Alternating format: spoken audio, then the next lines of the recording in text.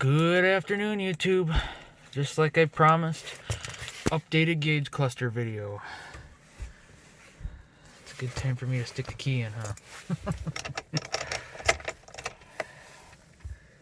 So here's what we got. Not too terrible.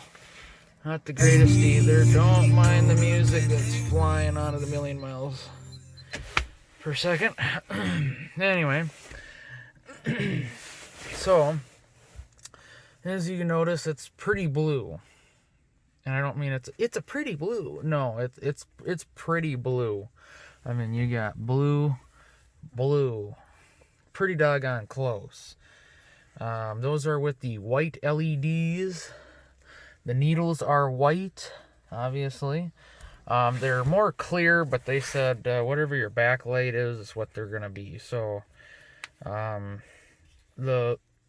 obviously the tint on the faceplate itself was a pretty dark blue, and when I looked through it with the sun, it looked pretty good.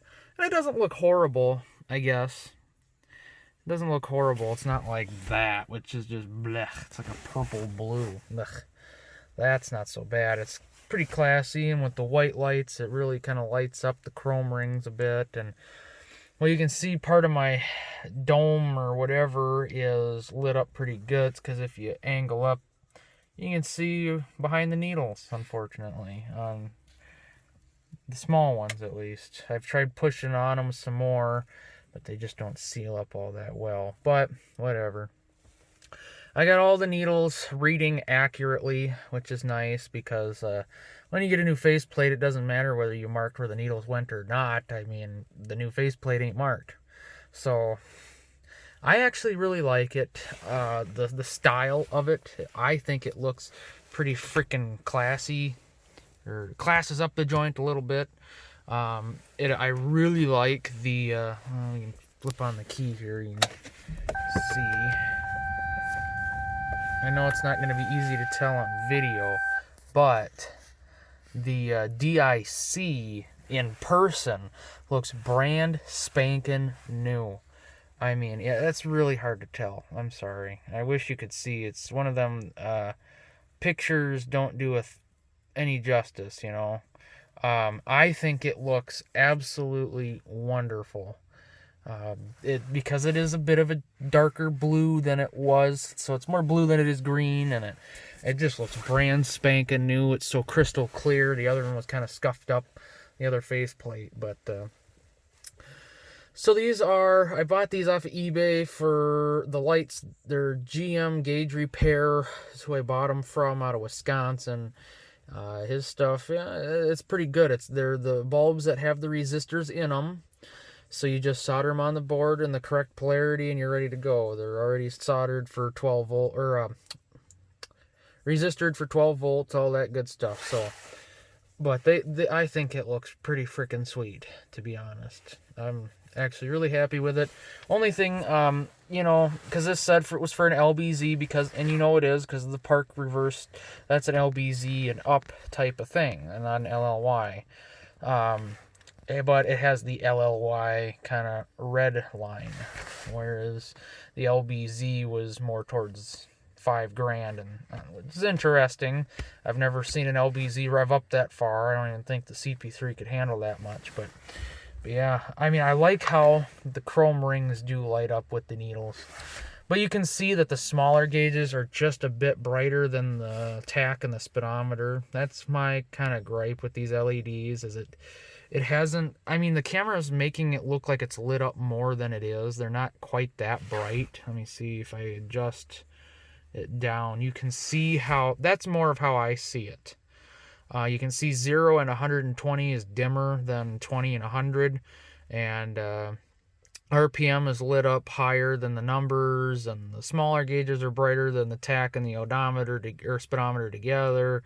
So it's very difficult. It's frustrating and you can see the bottom of the temp gauge is kind of dim, and the battery gauge as well. The bottom right corners are kind of dim. that's what's kind of frustrating, because, you know, the smaller needles are brighter than the tach and the speedometer, and it's just not an even lighting. And these are supposed to be 360-degree LEDs for light, but of course LEDs are so damn directional, it don't really matter whether they're supposed to be 360. They're LEDs. They're very directional. They don't light things up evenly. Unfortunately, like Dad's, his has this color because it's the OEM faceplate tint, and it is very nice. It's very pleasing. I like that. That's what my steering wheel buttons are. You can see they match what my freaking shift is supposed to be, but this is the cargo light and stuff. That's the blue I was shooting for, but that's quite a difference in blue, but I'll live with it. But, you know, just how evenly, like, that's lit up, you know, that's really nice. There's no hot spots in that whatsoever, but there's some hot spots in here, which is kind of annoying. Let me know what you guys think of this whole cluster build, because I think it looks very nice. Overall, it definitely adds a whole new feel to the truck. And if I can get a wider shot here, with the wood grain, which you can't hardly see, going up to the dash, like over here, and just, I don't know, when you get into the truck, it's a little bit classier feel. You see the nice chrome, and the way the needles kind of light up the chrome at night. It's interesting. It's nice. It's pleasing. So, let's see. Look at that. Daylight looks better than the dome lights. But anyway, yeah, that's what I've been working on today. I've been fighting with the LEDs in here. I just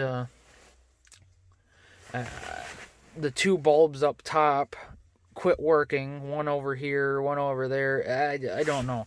It's kind of like Christmas tree lights. When one goes out, a couple or two or three or something go out, and it's rather annoying to figure out which one it is. You press on one, you resolder it, then it doesn't do it again, but they still don't light up, and oh my gosh, I don't know how many trips I made in and out of the house, freaking soldering, resoldering, new bulbs, this, that, the other. I finally got it to work. Papers criminy. I don't recommend doing the LEDs in the window switch. You can see that the lock and the mirror are brighter than all the rest of them. But, and they're all the same LED. But, yeah, which is fine. I guess it's the important stuff is lit up, the lock and the mirror or whatever.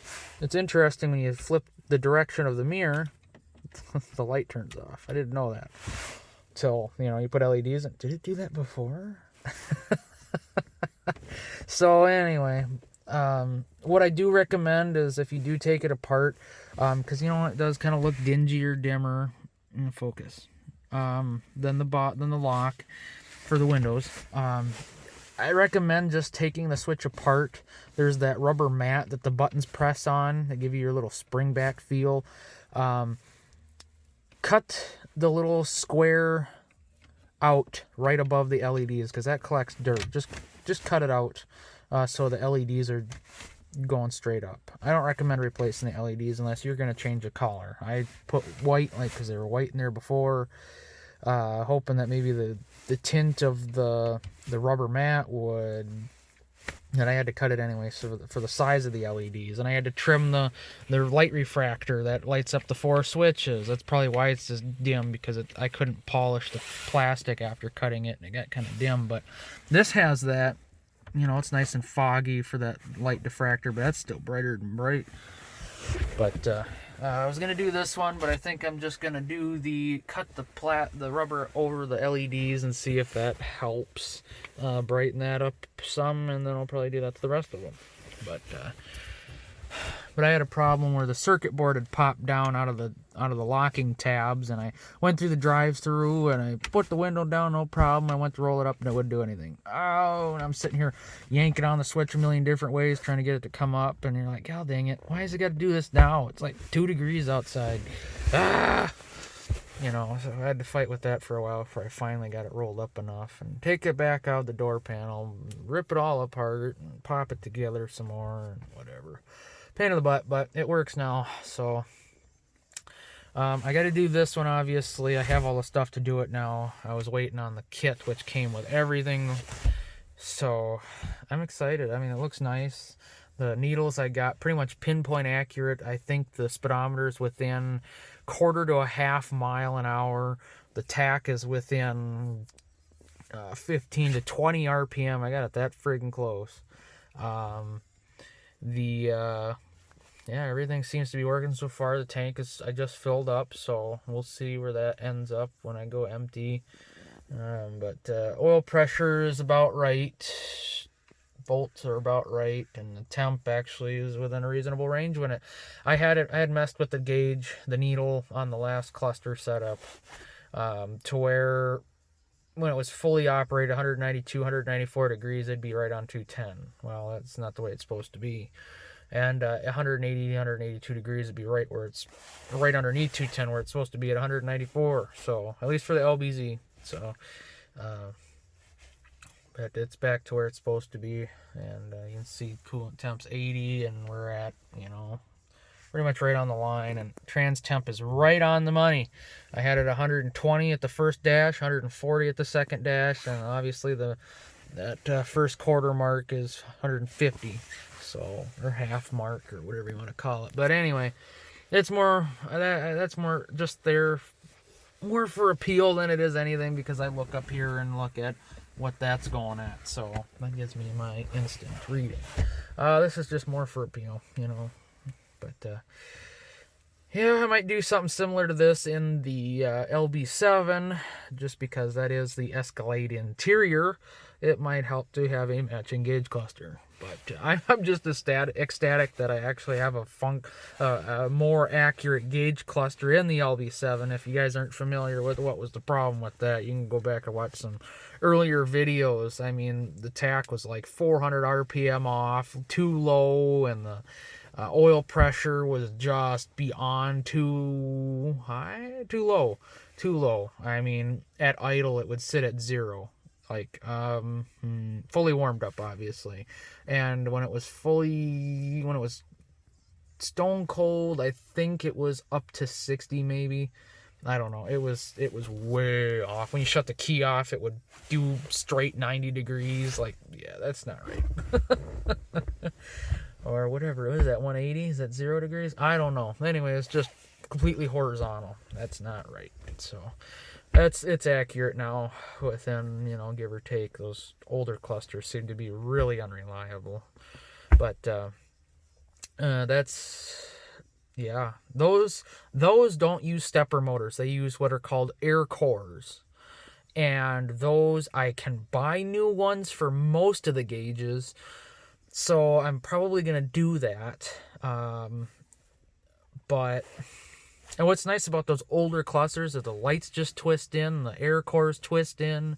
There's no soldering required, except for I got to reflow the solder on like the power connections, because every once in a while when you're driving, the cluster will reset, ping all the gauges, all the lights come on like you just started the truck, and it's like, what the heck? Maybe doing 80 miles an hour down the road, no problem, just ping. Okay, that makes you nervous when every light on your dash comes on. You're like, whoa, hello, don't do that again. I've had to do it 2 or 3 times while I was driving once, but that's not all the time. So I got to redo that cluster at some point. But I think those air cores are about $30 a piece. There's 7 gauges. Like, holy buckets, that gets expensive. Not including the Escalade look and all that stuff. And I think he's got an No, I don't think he's got an Escalade pattern for the LB7, but he has an Escalade. It's the satin rings instead of the chrome rings. He had the satin for this as well, and I didn't want that. The needles, you can see, are silver with the white. I did kind of want the blue needles, but he didn't have blue needles with the satin finish. And I didn't want black knob part of it. I wanted satin to kind of match the chrome. But he didn't even, they did have he listed a set of chrome style needles, but they were for 07 up, not for this older style. So, unfortunately, because I have chrome and chrome, that would have been pretty cool, but I guess more matching. But anyway, I'm just happy to have the the way it looks now, I think it looks pretty decent. So, and the LEDs are starting to match, you know, so we're really starting to really get into our groove. Let me see if I do that. Does it show up better? No, that, no. Oh, I don't think I did it right. Oh yeah, that's as far open as it goes. You can see it's semi-illuminated versus when I shut the key off.